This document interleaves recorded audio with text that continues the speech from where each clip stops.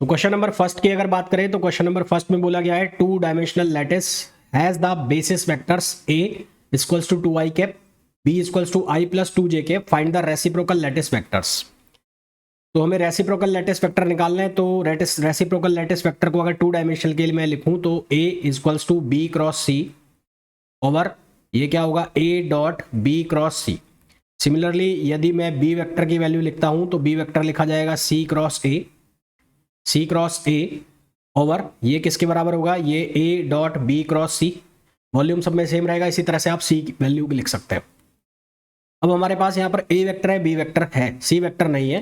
तो c vector हमें assume करना पड़ेगा और हम मान लेंगे कि जो c वेक्टर है वो z एक्सेस के पैरेलल है। ठीक है, तो मैं यहाँ पर लूंगा let c vector equals to k cap.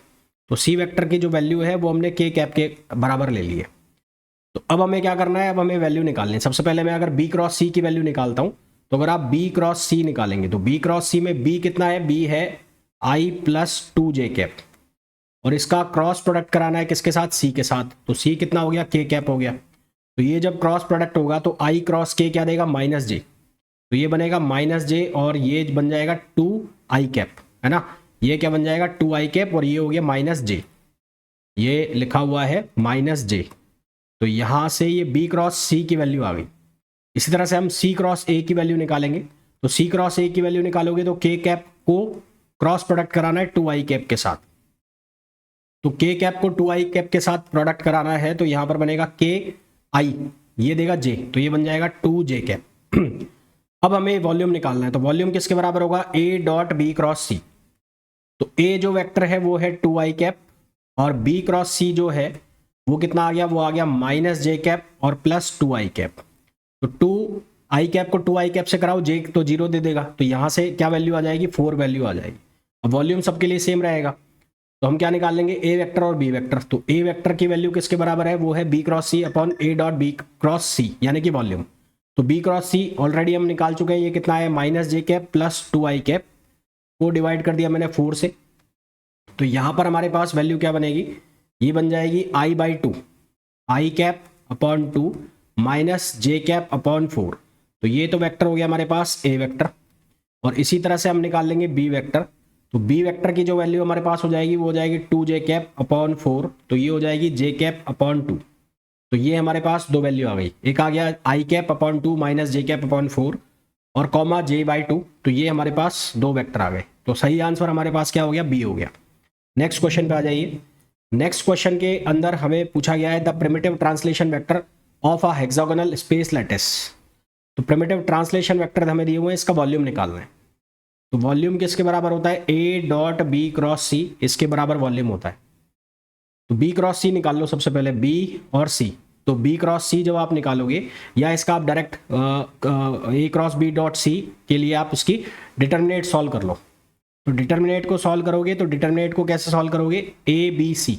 तो a के लिए कितना लिखा हुआ है a बाई 2, b के लिए j कैप के लिए कितना लिखा हुआ है a बाई 16 और z कैप इसमें है नहीं तो ये हो गया 0, ये a वेक्टर हो गया।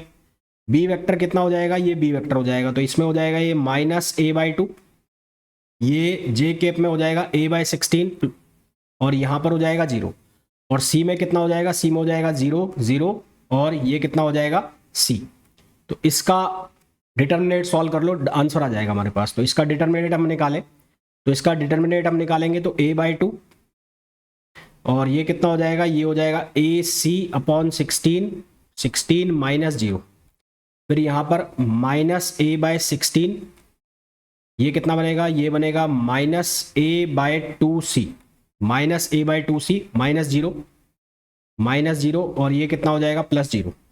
तो यहाँ से मैं इसको सिंप्लीफाई करूँगा तो ये बनेगा a स्क्वायर सी अपॉन 32 और यहाँ से इसको जब हम सिंप्लीफाई करेंगे तो यहाँ पर कुछ गड़बड़ आ रही है क्या, ए सी आएगा, ये मैंने गलत मल्टीप्लाई कर दिया, ए सी ये बनेगा A C by 2 minus A C by 2। तो ये माइनस माइनस प्लस हो जाएगा तो ये भी बन जाएगा A square C bye 32।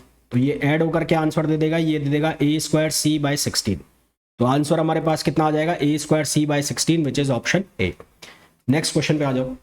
Next question में बोला है calculate the glancing angle on the plane 110 of a cubic rock salt crystal corresponding to second order diffraction maxima of wavelength 0.71 Armstrong.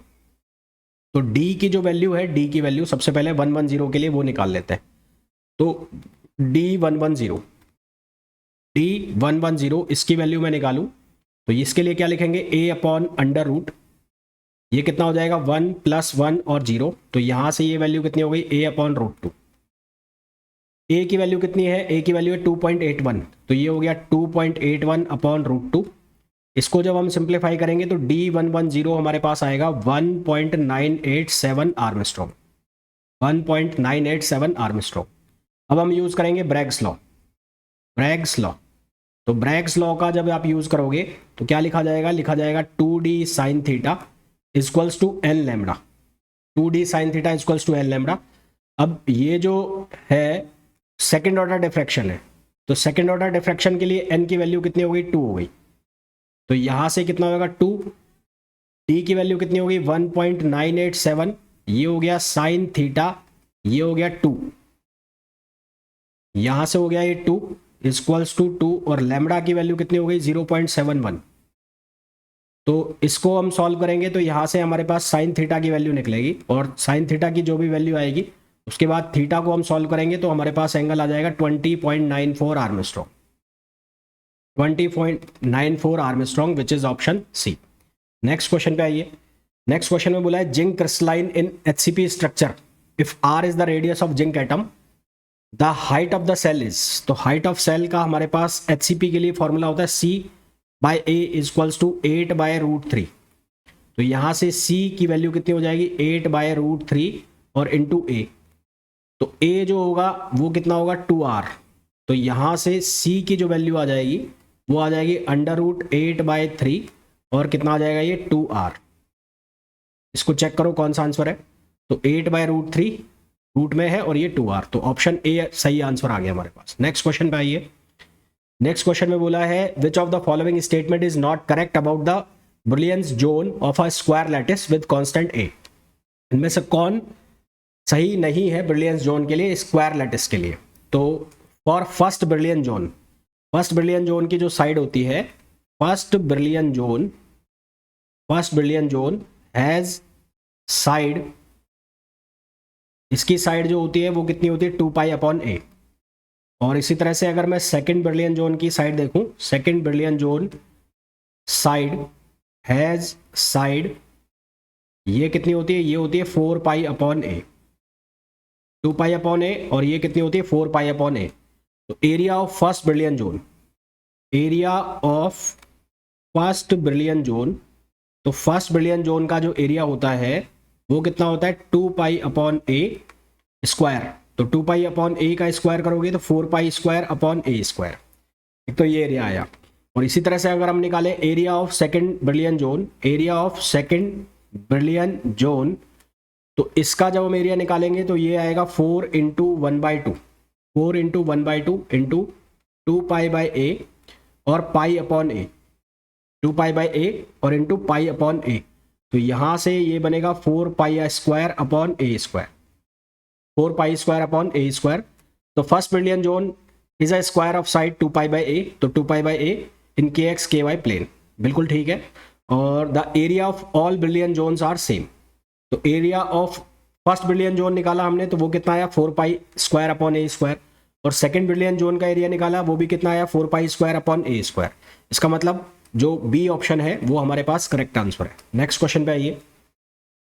Next question में बोला है the primitive translation vector of body centred cubic lattice are, BCC का है।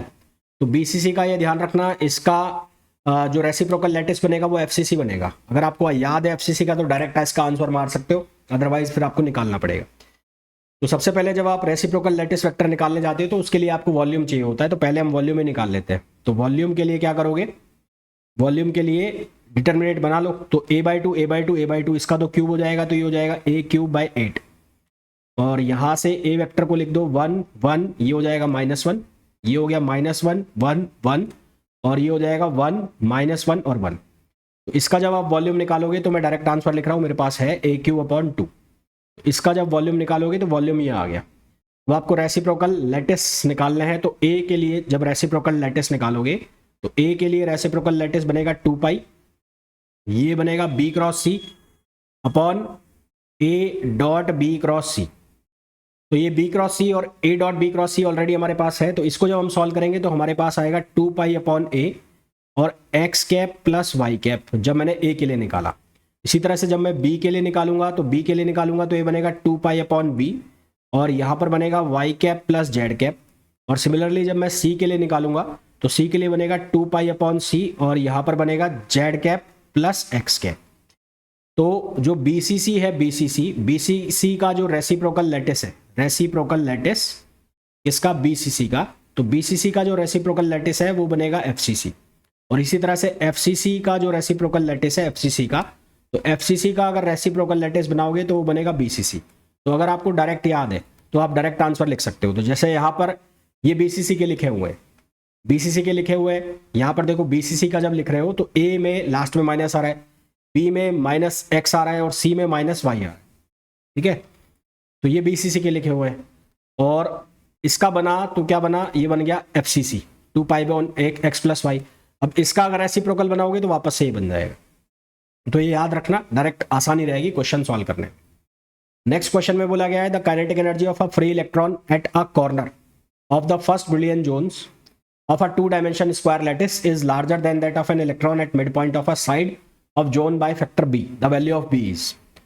तो corner के ऊपर जो kinetic energy है कॉर्नर्स के ऊपर, उसके लिए हमारे पास एनर्जी का जो इक्वेशन बनती है H cut square upon 2m के एक्स स्क्वायर प्लस के वाई स्क्वायर, के एक्स स्क्वायर प्लस के वाई स्क्वायर। तो जो के एक्स है, के एक्स उसकी वैल्यू होती है पाई अपॉन ए। सिमिलरली के वाई जो है उसकी वैल्यू भी होती है पाई अपॉन ए। तो यहाँ से ई कॉर्नर जब आप निकालोगे कॉर्नर एटम के लिए तो ये होगा H cut square upon 2m और यहाँ से ये दोनों जब सेम हो गए तो ऐड हो जाएंगे तो ये हो जाएगा 2 पाई स्क्वायर अपॉन ए स्क्वायर। तो ये कॉर्नर एटम्स के लिए हो गया, कॉर्नर एटम्स। अब हमें निकालना है मिडिल वाले के लिए। तो सेंटर एटम के लिए जब हम निकालेंगे तो सेंटर एटम के लिए, तो सेंटर एटम के लिए लिखा जाएगा H cut square upon 2m और इंटू के x square, H cut square upon 2m into के एक्स स्क्वायर। ठीक, क्या लिखा जाएगा, के एक्स स्क्वायर। एक मिनट रुको, हैंग हो गया थोड़ा।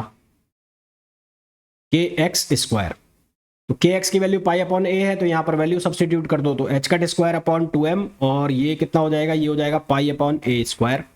अब हमें ये गिवन है कि जो ई कॉर्नर है और अपॉन ई सेंटर है, इनका जो रेशो है वो बी है। तो यहाँ पर डाल दो वैल्यू, तो यहाँ पर वैल्यू डालोगे तो H cut square upon 2m, ये कितना बन रहा है, ये बन रहा है 2 पाई स्क्वायर अपॉन ए स्क्वायर अपॉन ये बन रहा है H cut square upon 2m और ये बन रहा है पाई स्क्वायर अपॉन ए स्क्वायर। तो यहाँ से जब हम इसको सिंप्लीफाई करेंगे तो b की जो वैल्यू बन के आएगी वो 2 आएगी। तो हमारे पास जो आंसर है वो कितना आ जाएगा, 2 आ जाएगा। ठीक है, समझ में आ गया। तो जो ब्रिलियंट जोन के क्वेश्चन है हालांकि आते नहीं है, अगर आ जाए तो आपको इस तरह से सॉल्व करना है और इसी तरह के क्वेश्चन आएंगे जो मैं करा रहा हूं आपको। नेक्स्ट क्वेश्चन पे आओ भाई। नेक्स्ट क्वेश्चन में बोला है the volume of primitive cell of the FCC reciprocal lattice. FCC reciprocal lattice के प्रिमिटिव सेल का वॉल्यूम बताना है। तो वॉल्यूम का फॉर्मूला क्या लिखें, volume of reciprocal lattice, of reciprocal lattice RL। तो ये किसके बराबर होता है, ये होता है 8 pi cube upon volume of primitive unit cell, volume of primitive unit cell, volume of primitive unit cell.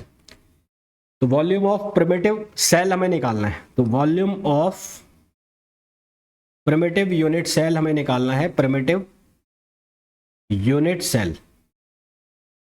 तो ये किसके बराबर होता है, ये होता है a cube upon n effective. तो यहाँ पर एफसीसी की बात हो रही है तो एफसीसी में इफेक्टिव जो हो गया वो कितना हो गया, 4 हो गया। तो volume of primitive unit cell कितना हो जाएगा, a क्यूब बाय 4। ये कितना हो जाएगा, a क्यूब बाय 4। तो यहाँ पर अगर मैं वैल्यू डालूँ तो ये हो जाएगा 8 पाई क्यूब अपॉन ये कितना हो जाएगा, a क्यूब बाय 4। इसको जब आप सिंप्लीफाई करोगे तो ये 4 ऊपर ले जाओ और इसको आप ऐसा लिख दो 2 pi upon a cube, 2 pi upon a cube. तो हमारे पास जो आंसर आ गया वो आ गया ऑप्शन ए। हमारे पास जो आंसर आ गया वो क्या आ गया, ऑप्शन ए। ऑल्टरनेटिवली आप ऐसे भी निकाल सकते थे कि जो एफसीसी रेसिप्रोकल लेटिस होते हैं, ए वेक्टर, बी वेक्टर और सी वेक्टर, जो मैंने निकाला भी था 2π/a X plus Y, 2π/a Y plus Z, 2π/a Z plus X, तो उनका आप प्रोडक्ट करा दो। ऑल्टरनेटिवली अगर आप निकालना चाहो, मतलब आपको ये लग रहा है कि ये बड़ा मेथड है, तो अगर आपको किसी दूसरे मेथड से निकालना है देन उस केस में आप ऐसा निकाल सकते हो, बी डॉट, या जो हमने ए vector, B vector, C vector निकाले थे रेसिप्रोकल लैटिस एफसीसी के लिए, तो ए डॉट बी क्रॉस सी, यहां से भी निकाल सकते हो। ए की वैल्यू आपको पता है, बी